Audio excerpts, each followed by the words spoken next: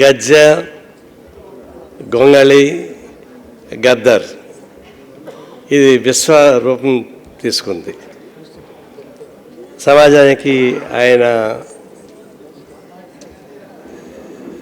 గొంగళి గొడుగయింది. గద్దర్ గురించి చాలామంది చెప్తున్నారు. మేమిద్దరం ప్రత్యేక తెలంగాణ ఉద్యమంలో సింగరేణి కాలనీస్ మొత్తం 4 జిల్లాల్లో ఉన్నటువంటి అన్ని బావులకి తిరిగాం. ఆయన అనేవాడు, నారన్నా నువ్వు రావే, నా గజ్జ నీ ఉపన్యాసం బాగుండు అని చెప్పేవాడు. ఒకసారి ట్రిమ్గా తయారయ్యి కటింగ్ చేసుకొని టక్ చేసుకొని వచ్చాడు. గదరా నీకు పెళ్లి చేయాల్సిందే అన్న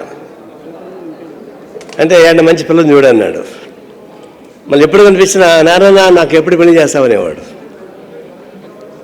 అంటే గద్దర్ని చూస్తే జీవరాశులకి మనం జన్మించడం గొప్పది.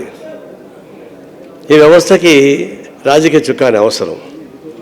సరే రాజకీయ పార్టీలు ఎట్లా ఉంది దానిలో నేను పోవడం లేదు. రాజకీయ వ్యవస్థ లేకుండా సమాజం ముందుకు పోతుంది.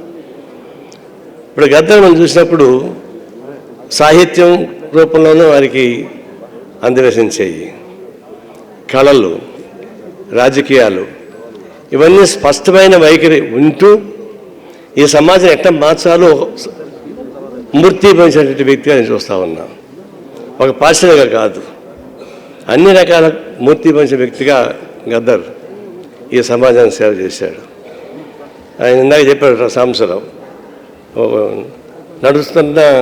పొడుస్తున్న పొద్దు మీద చాలా పాపులర్ తెలంగాణ దానికి వచ్చింది. ఇది ప్రతిసారి కూడా ఆయన కనిపించినప్పుడు ఒక సంకేతం ఉండేది, ఒక సందేశం ఉండేది.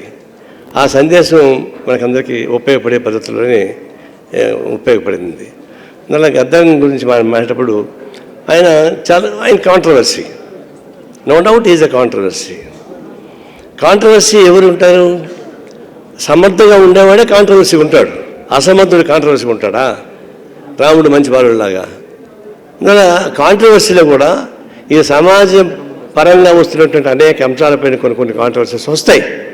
మనం భయపడాల్సిన అవసరం లేదు.